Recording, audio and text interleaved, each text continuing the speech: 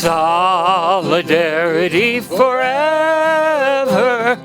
Solidarity forever. Solidarity forever. For the union makes us strong.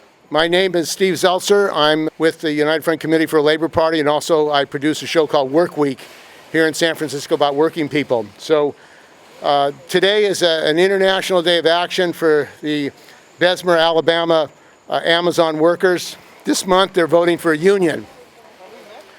And you'd think that in democratic United States, workers would have a right to have a union without being harassed and bullied and terrorized.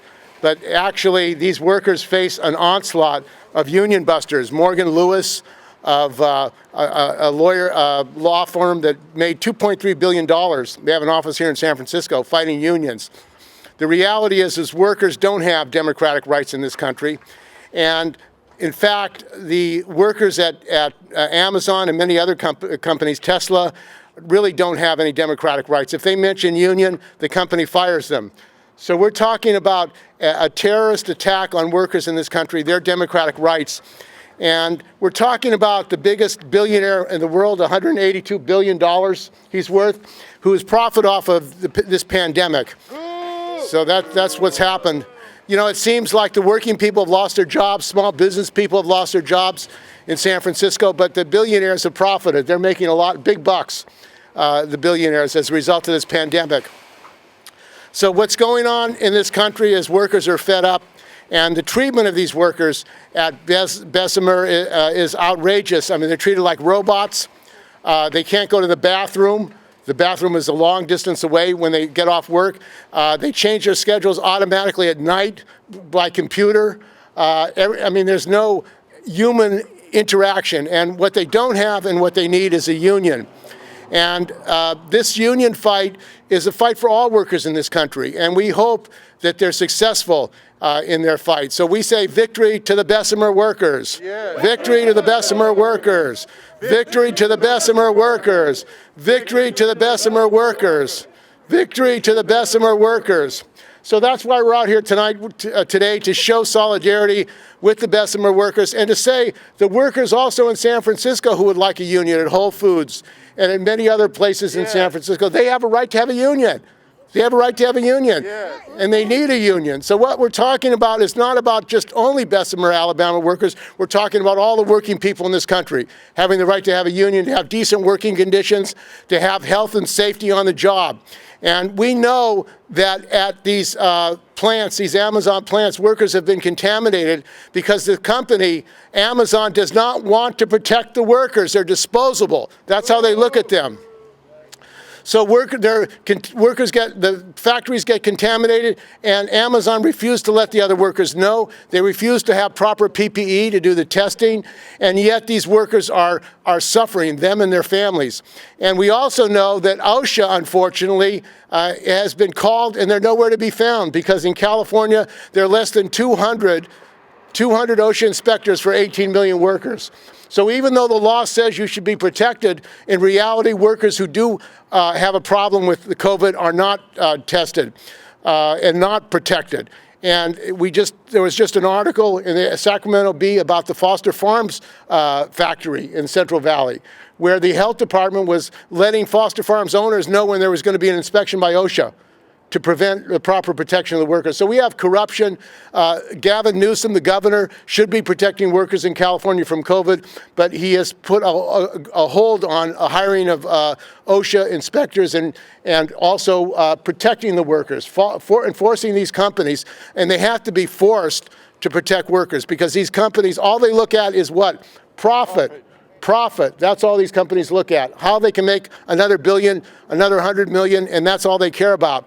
And it's really criminal because the workers who die do not have to die. The workers who are infected and their families don't have to be suffering like that, but they do because the laws are not enforced and because they don't have unions. If they had unions, they could fight back. Now, we're having this press conference here today in front of a Recology, and I want to talk a little bit about Recology. because we have had some experiences with ecology in San Francisco. There was a brother named Darrell Washington who saw at the Brisbane Recology a hanging noose was put up on a conveyor belt. And Darrell Washington complained about it and said, I don't want to see this hanging noose. And this is a Teamster union local. They're represented by the Teamsters. So he complained about it, and guess what happened? He got fired, and the person that put the hanging noose is still working at Recology. So this Recology has a very bad record of retaliating against black workers who complain about harassment and hanging nooses. Hanging nooses are an epidemic in this country against black workers. Hanging nooses are used to terrorize workers in this country, black workers and others. Thank you, brother. And the fact that Recology, unfortunately, the leadership of the Teamsters did not go to bat for Darrell meant he lost his job and he's been blackballed. He's not able to get work as a Teamster in Northern California. So when you stand up and fight for your rights, what happens? You get retaliated against. So we need democratic unions, worker unions that fight for brothers and sisters. So the other thing about Recology that we want to talk about today is that Recology has been, some of the managers have been bribing city officials so that they pay, so the rates go higher. And they made $200 million in extra rates because of this corruption. And we're calling today on the Chesson Boudin, the district attorney, to prosecute these managers who committed fraud by raising the rates. We believe that this should be municipalized. That the operation for the collection of garbage in San Francisco should be run publicly by the workers, by the people of San Francisco. It shouldn't be privatized and outsourced, because this is an issue. Privatization and outsourcing is an issue for the people of San Francisco and the people of this country. So what we're saying here today is that there is going to be no damn Amazon. Amazon bought this square block for $200 million. And they want to bring in a massive Amazon warehouse right here in San Francisco, non-union, and they're going to try to fight the workers there, thousands of workers. Now, first of all, if you're going to build a warehouse in San Francisco, why shouldn't these workers have housing? Why should the workers who work here have to come from the Central Valley at 2 in the morning to get to work and then work all day and then drive back to their homes? That's dangerous. So we're saying any new factory like this, and this is a factory, they should be housing for workers. Workers need housing in San Francisco instead of $1 million condos. And that's what you've got in San Francisco, $1 million condos. And we're also saying that if they're going to try to get permits, and we're saying we're letting Amazon know you are not going to build a factory, a warehouse in San Francisco unless the workers have the right to have a union. You're not going to operate non-union, because that's what this is. It's union busting at the center of San Francisco. He's got $200 million to buy a whole square block. He has $182 billion, but he's attacking the workers who want to protect their rights and their jobs by joining a union. So we're here today to say, hell no, Bezos, workers have rights, victory to the Bessemer workers. And if the workers in Bessemer win, that could kick off a mass organizing campaign in this country, because the Bessemer workers are not alone. The COVID has created an incredible terror for working people and their families in this country. They're forced to go to work. They're coerced to go to work. Trump ordered them to go to work in these meatpacking plants without health and safety protection. So these companies have benefited, and the workers and their families have died. This has to end. Workers have human rights. Workers have worker and human rights, and we're starting right here in San Francisco to let Bezos and these billionaires know these workers are going to have a union here if he builds anything in San Francisco.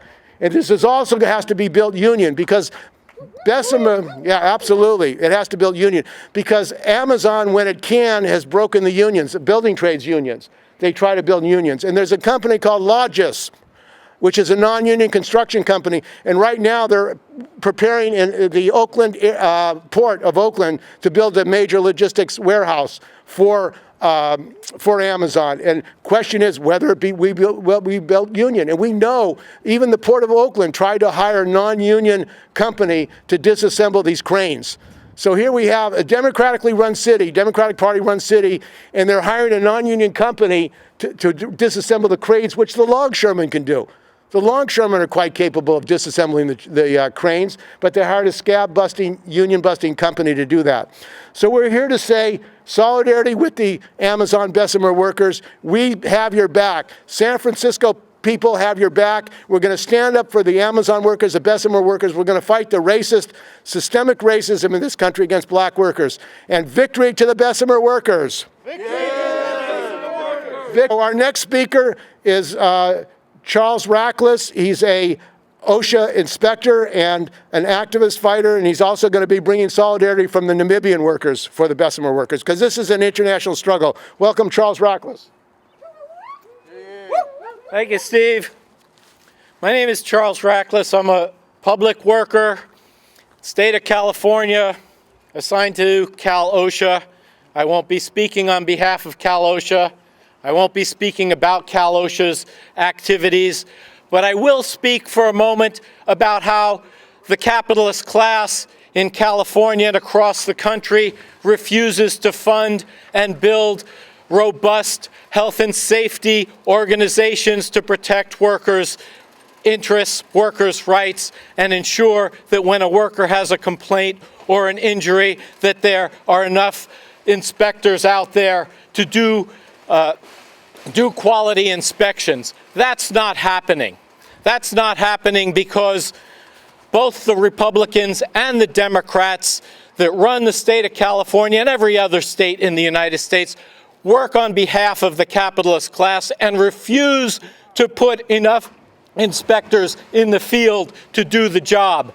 Instead, you have organizations that are filled with just enough people to make it look like they're doing something, but not enough people to actually enforce health and safety.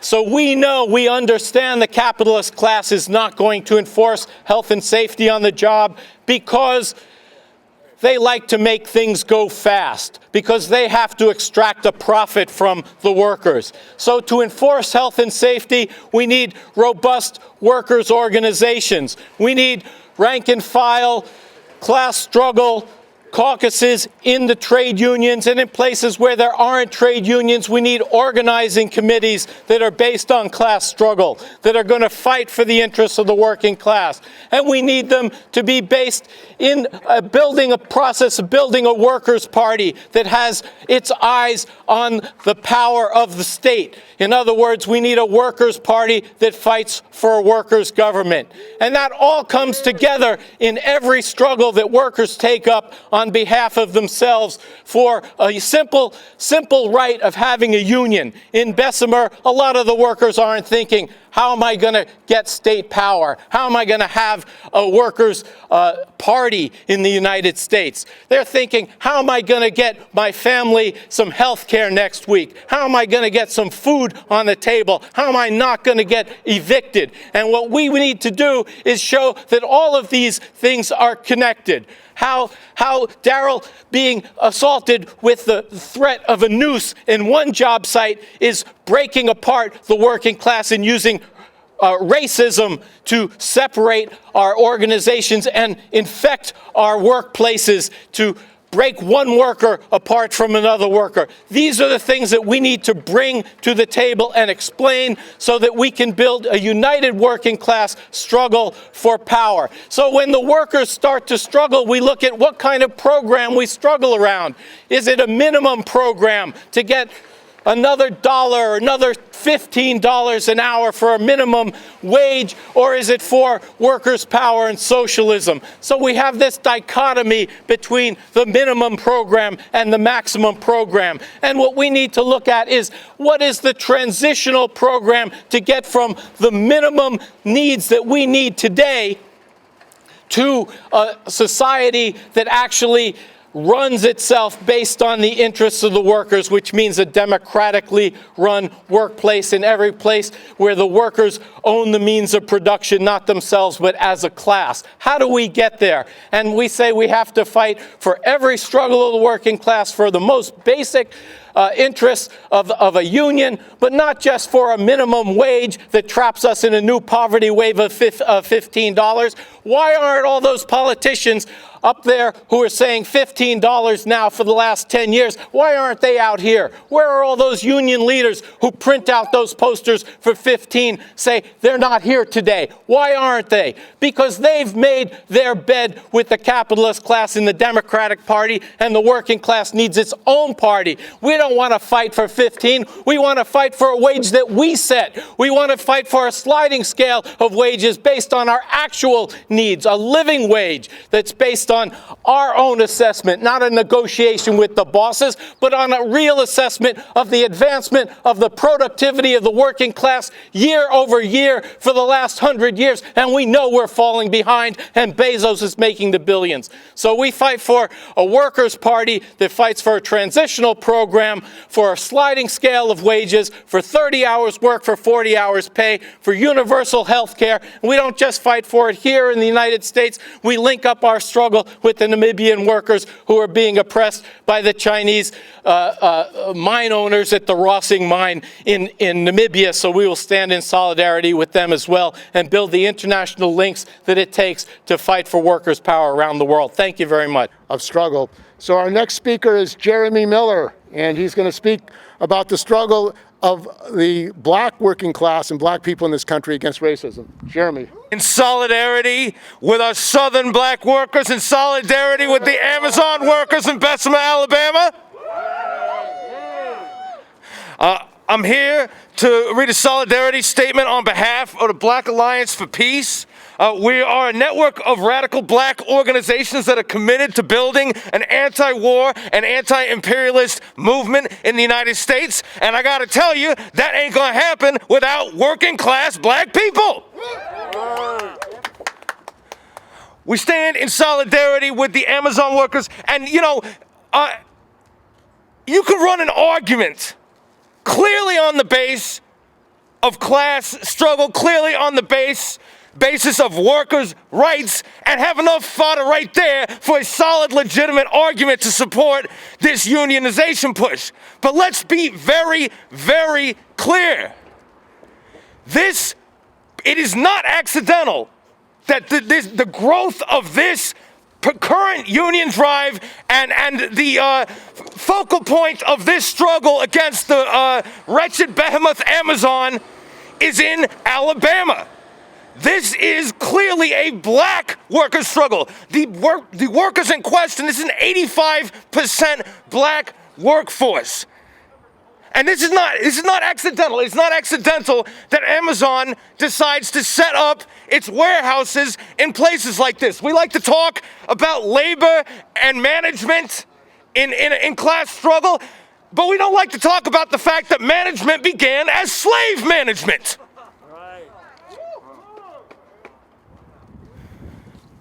We need to understand that these corporations, there are strategic interests for the international capitalist or transnational capitalist class in the southern parts of the United States. And the reason and the particular identity of these strategic interests is they have identified these as areas where they can conduct super exploitative work practices. This is the low-hanging fruit for these capitalists. But I don't want to run an overly hard victim theory, because I got to tell you, workers in the South, both historically and quite obviously right now, have been on the forefront of the pushback. And these are some of the strongest, most dedicated, militant, powerful workers that we have in this country, and we owe them our solidarity and allegiance. Now, Amazon, now I'm going to take it from the South and go up north, go up to where we're standing right now. Because not only are these workers subject to some of the horrific conditions that Steve in particular pointed out earlier, but this corporation is one of the most crooked capitalist outfits on the globe. This is the largest retailer in the United Capitalist Prison States of America. This is a corporation that turned $100 billion profit during a pandemic where most of the country, and in fact most of the world, was just trying to hang on to their lives, during massive layoffs, massive slashing of benefits, people not knowing where the next meal is going to come from or how they're going to see a doctor if they get sick, and this corporation turned a $100 billion profit. Well, let's talk about where we are right now. Amazon has bought a parcel right here that was dedicated to housing. This was supposed to provide thousands of homes, and for those who are watching from elsewhere in the country or the world, understand that San Francisco has an acute housing crisis. But somehow, in the middle of this pandemic, particularly, I believe it was December of last year, somehow, in the middle of this pandemic, Amazon managed to hustle a crooked city administration into transitioning a plan from thousands of housing units into space for a warehouse where they hope to exploit workers up here. Yeah, boo! This is a localized analogy. It's the same move. They do this under the cover of the pandemic, same way as they make their $100 billion of profit while people are starving under the pandemic. Same damn thing. So we say we're going to push back on that. We're going to check in, because that's some anti-people squirrely shit, and we're going to check into that. We're going to see what we can do to get this back to being housing. And if we are not able to stop this development project, Amazon, you can be damn sure it's going to be built 100% union labor. And we are not going to allow you to come and bring these anti-worker practices here to San Francisco. You try that shit here, we will shut you down. There will be a union. We will follow the lead of the successful Bessemer Amazon workers.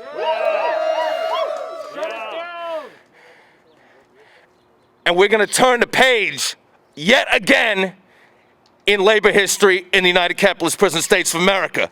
Solidarity with black workers? Solidarity with Amazon workers? Solidarity now? One of the issues that we have to address is that the labor movement in this country needs to unite. And the best unity is for workers who are in struggle. And this rally, this International Day of Action, has been called by the Southern Workers Assembly, which has been organizing in the South, UE and other plants to organize from the ground up. And that is what's going to take in this country to really organize people. It can't be a top-down campaign. It has to be workers at the shop floor organizing themselves, self-organization. And we tried to get the AFL-CIO, for example, to support this action.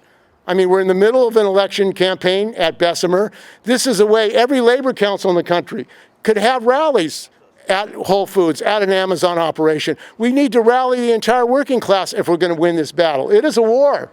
It is a class war, and we have to mobilize the working class. Unfortunately, the AFL-CIO, if you go to their website, they have support the Pro One campaign. It's an electoral strategy. In other words, let's get the politicians to say that you have the right to organize. Well, I think what we need is a way of the workers themselves organizing and organizing to fight to defend themselves. That is what is going to change the thing. And that's changed in this country during the 30s and 40s. Because in the 30s and 40s, they did not wait for the NLRB. They had general strikes, including in San Francisco in 1934, in Minneapolis in 1934. They had occupations, and they surrounded warehouses and factories where they refused to recognize the union. The same kind of action really is necessary today. These Amazon warehouses, we have to have thousands of workers surrounding these warehouses to support these workers. The workers have a right to organize, they have a right to a union, and we have to make sure that happens by the power of the working class. That's how it's going to happen. So victory to the Bessemer workers. So our next speaker has been a long-term union activist. He's a Teamster. He was a Teamster worker in San Francisco. He worked as a bus driver, TWU. So welcome, Dave Reardon. Good afternoon. I want to resonate with something that this fiery speaker from the Black Organizations for Peace said, that the original managers were the slave overseers.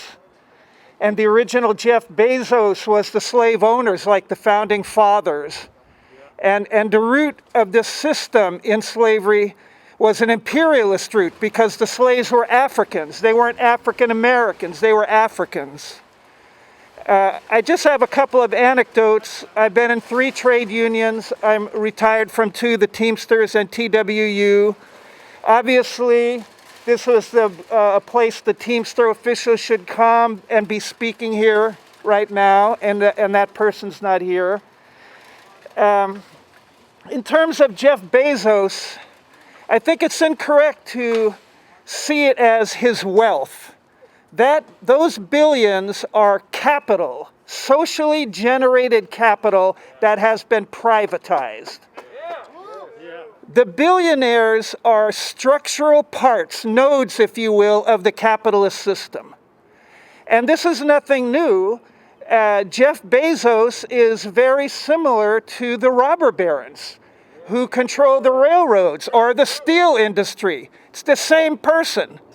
And Steve made a good point about the militancy of the trade union movement in the 30s and 40s, and obviously that trade union movement has taken the side of management. They're not here. That is why Jeff Bezos is allowed to privatize capital, because the trade union movement and the Democratic Party are on his side.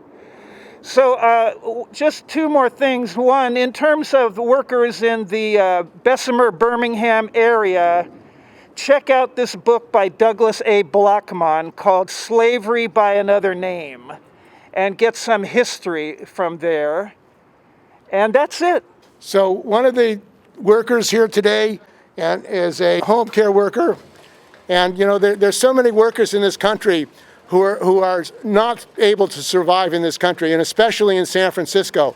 How do you survive on $12, $13, $14 an hour in San Francisco? You don't survive. So our next speaker has been active. Our next speaker has been active in SEIU, fighting for the home care workers in San Francisco. Welcome, Brad Weidmeier. No union, no Amazon. I'm a home care worker. I work in the IHSS system. The majority of my coworkers are women of color, and we have fought to rise up from unbelievable sub-minimum wages, and we're still fighting.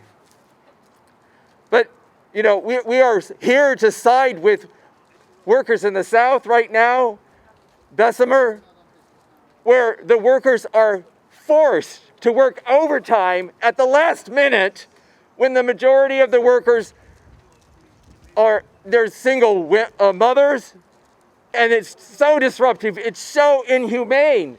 These are the kind of inhumane wage slave policies that are even happening at Amazon, which brags about its great advance that they're starting people at $15. Hooray! But is that even a living wage? We have worked in home care to rise above slightly, but we're not there yet at a living wage in the Bay Area. And many of our home care workers, what do? We care for elderly and disabled people. Our members have to come into the city from outside. I want to talk about this building site here because Amazon wants to build a building on this block of over 500,000 square feet, a huge building. And the planning department has not discussed the fact that just across 7th is an urban renewal zone. And that is where public money, good question, an urban renewal zone, sorry, is where public money has been employed to develop a neighborhood. Now, in San Francisco, just 35 years ago or so, the Convention Center Urban Renewal Zone, Buena Vista Center, the city demanded, our politicians demanded that Marriott open a union shop hotel, that they could not open here without being union. And we have, right now, no one's raising this in the Democratic Party leadership. They're waiting for the unions to say something, and the Labor Council hasn't said anything on this yet. We need to raise that We need to demand that Amazon is union. It's on land that is taxpayer money to develop the community. Now, the planning department, they're doing a really lousy job from the get-go. They only look back at the previous building that's here. They don't talk about the fact that Mission Creek used to go to 8th Street 125 years ago, a branch of it, we'd be standing in it. It branched off from Mission Creek and went down Division. There was a bridge here on Berry Street. And so they're not dealing with even the history. There was here on this site a canning warehouse with a boiler building that they're not even looking into. The toxic waste that's there that was between here and 7th was a big canning warehouse. And they're not even addressing those issues, let alone the social equity issues that they're supposed to be addressing. Their equity plan has no equity about working class. And as the brother said before, this was going to be a huge housing block with affordable housing, which we know is not so affordable. But anyway, we've got to make sure that they do not allow Amazon to build here without being forced to have a union. Just like all the hotel workers that Local 2 was able to represent at Marriott. This project does not go forward without the guarantee of union representation. Marriott and Amazon are the same kind of world corporate union busting corporations that we have to stand up to, and we've got to do it. And one angle is the planning, but we have to do it also in our unions, get our union leaders pushing so that these damn politicians know that we'll put them out and put in a labor candidate if they don't do the right thing and demand union representation for Amazon workers here and in Alabama. Thank you.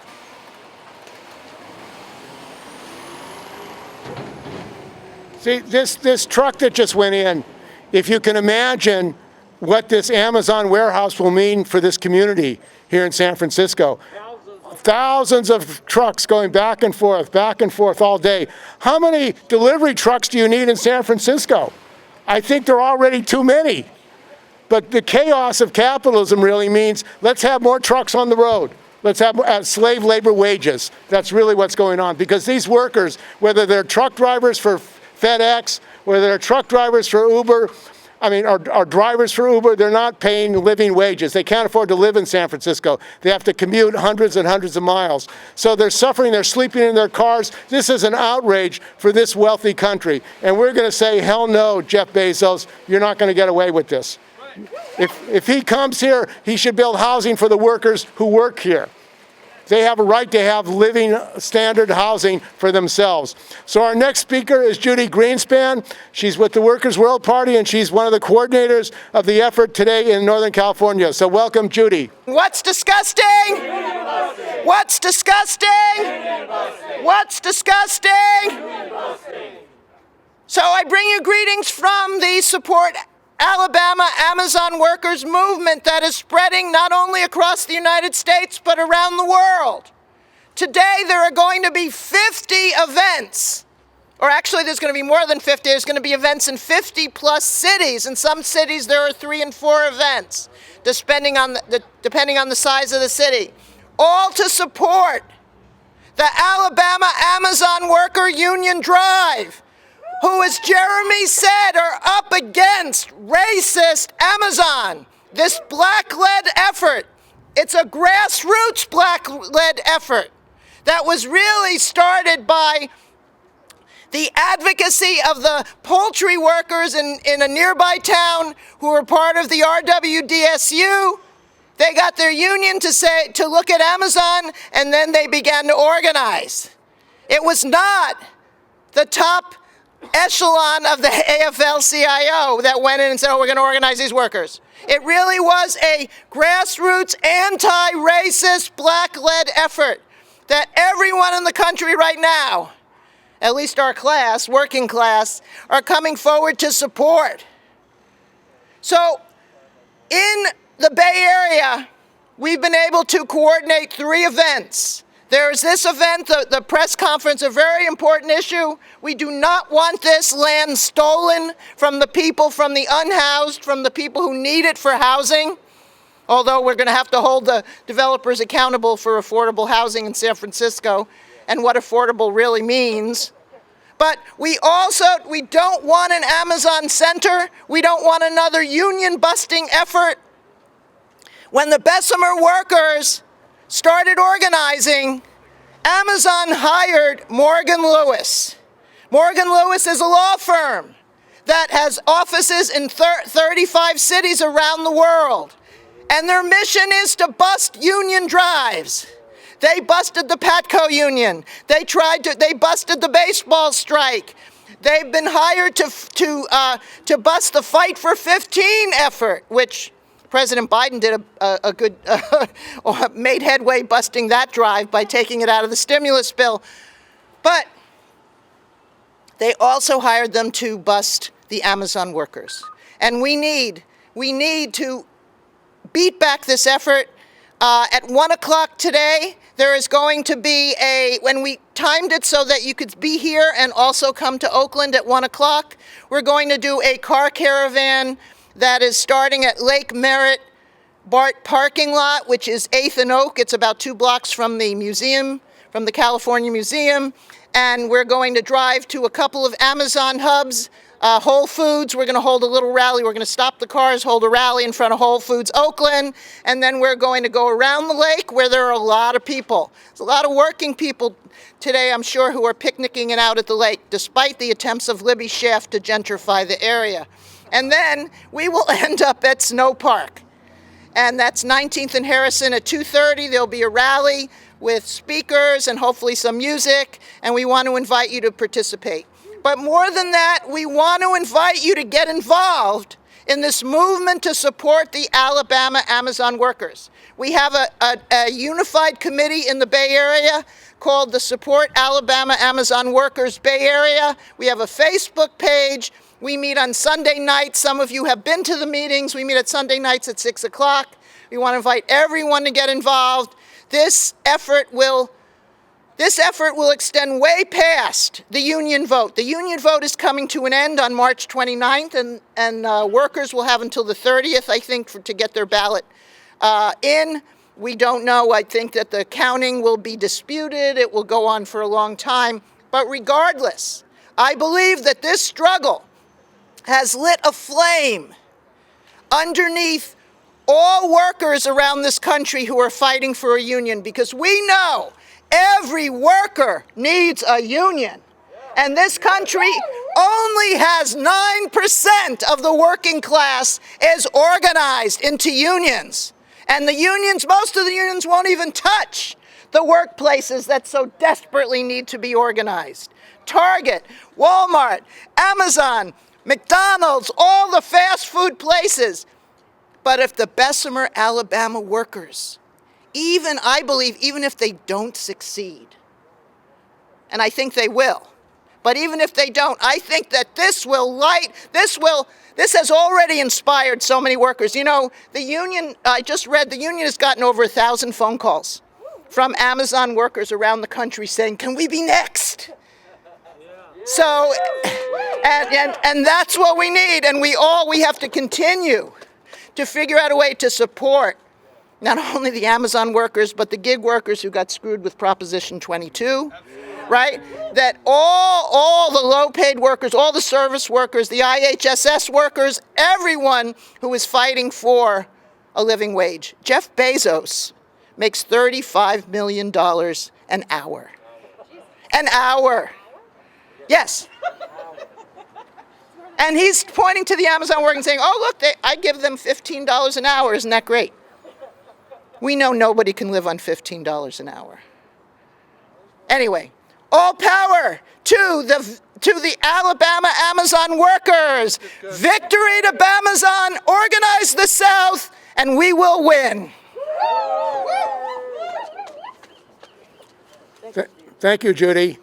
And this struggle is not just a national struggle, because Amazon is all over the world, as are these other companies. Our brothers and sisters around the world are facing the same fight, the same attacks throughout the world. So our struggle here in San Francisco is an international struggle. It's with every worker all over the world, in every country of the world, that are fighting for worker and human rights. And we have to start with that. It's not just about Amazon. It's not just about America. This government wants to blame the Chinese, blame the Russians. I mean, this guy, this president, Biden accusing Putin of being a killer when the United States bombed and killed hundreds of thousands of people in Iraq and Libya. What are they talking about as far as killers? Our monies are being spent to kill people all over the world for profit, for privatization, for big business.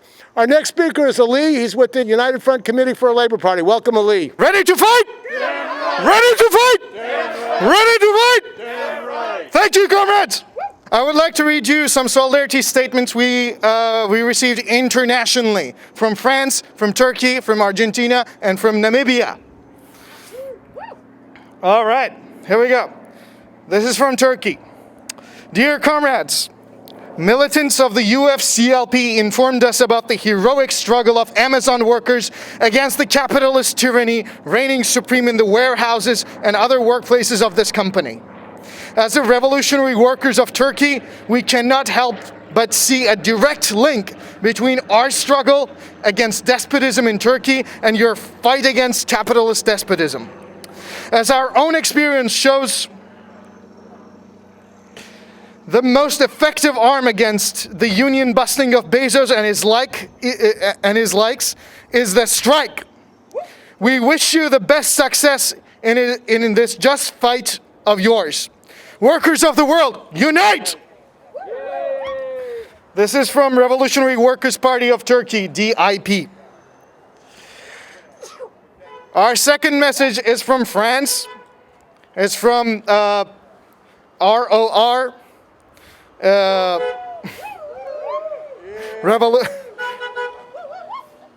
Renaissance of Revolutionary Workers. In the time of Corona, the capitalist class conducts a twofold offensive against the working class. On the one hand, it unleashes the fascist hordes as its spearhead and simultaneously tries to erode our workplace rights. We firmly believe that the working class's organized fight is our only line of defense against the two faces of capitalist terror. Every picket, every strike deals a mighty blow to Trump's and Musk's and Bezos of the world. Dear sisters and brothers, let us convey the heartfelt solidarity of the French working class in this crucial struggle. Our next one is from Namibia. I would like to read this, and this will be for me really heartfelt, because these people, as previous comrades talked about it, they have been union busted as well, just like the Amazon workers in Alabama. The United States, the richest capitalist imperialist country of the world, Namibia, almost a semi-colony at this point. Doesn't matter. The same union busting tactics are valid across the world. We send you a heartfelt greeting of solidarity from Namibia beyond the ocean to your robust struggle, and express our fierce condemnation of what is happening in Alabama to the Amazon workers as they fight for the union rights and against systemic racism. As the 9 unlawfully and illegally dismissed Branch Executive Committee of China National Nuclear Rossing Uranium Limited, we stand in complete solidarity with all the workers fighting to defend and expand their rights, and the discrimination you're fighting back is just one of many injustices.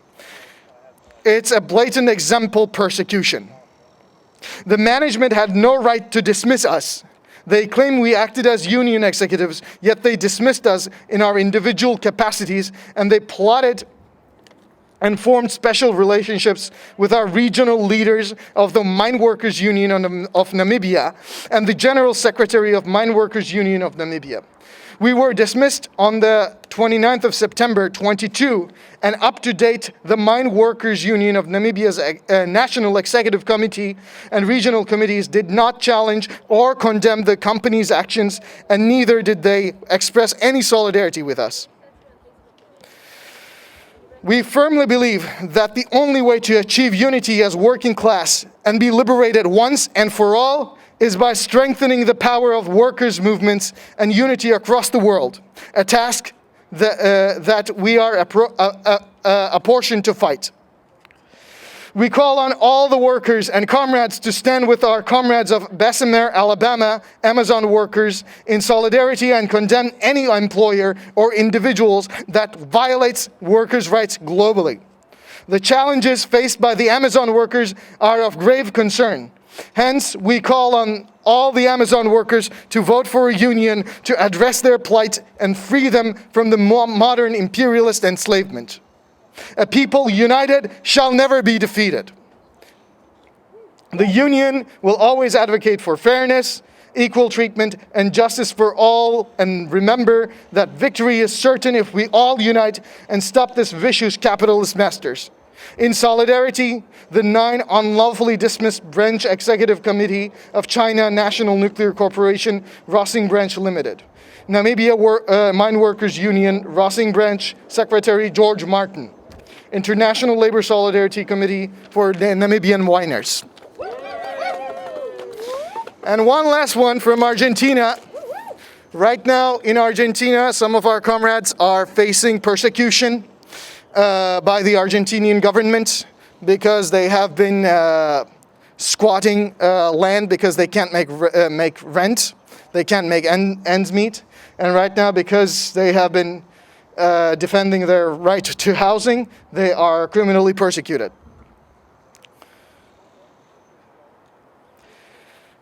And this is the statement from Workers' Party, Partido Obrero in Argentina.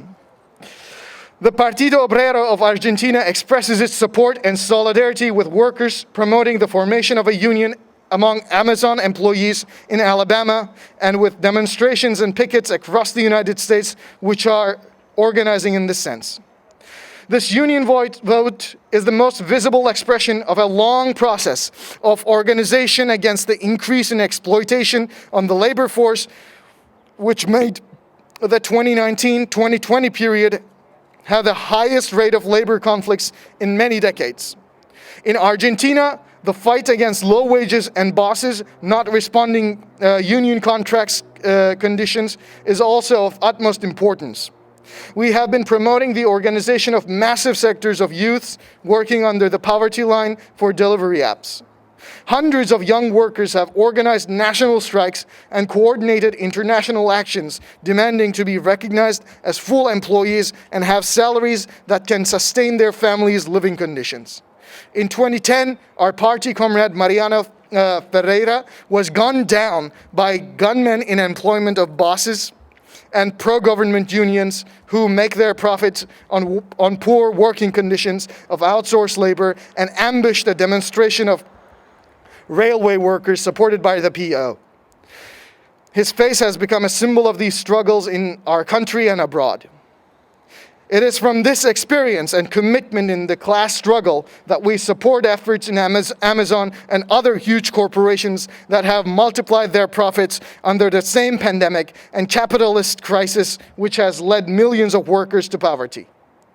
We also point out that this struggle is in sharp contrast with the policy of the leadership of the AFL-CIO and the Democratic Party, which has pushed for demobilization of workers in the midst of the most serious social and political threats we have seen in our generation.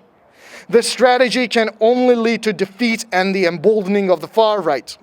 The challenges we face need a new leadership in the US and in Latin America as well. With this in mind, we stress the need for an urgent call to a conference of the revolutionary left and the labor movement of our continent. For the right to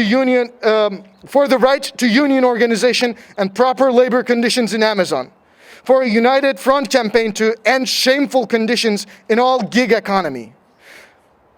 No confidence in the Democrats and the union bureaucracy who act in the interests of the bosses, not workers.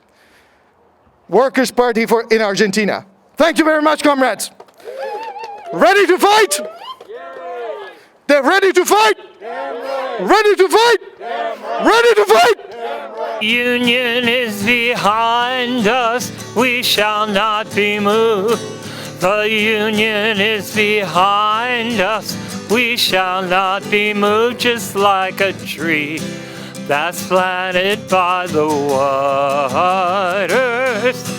We shall not be moved.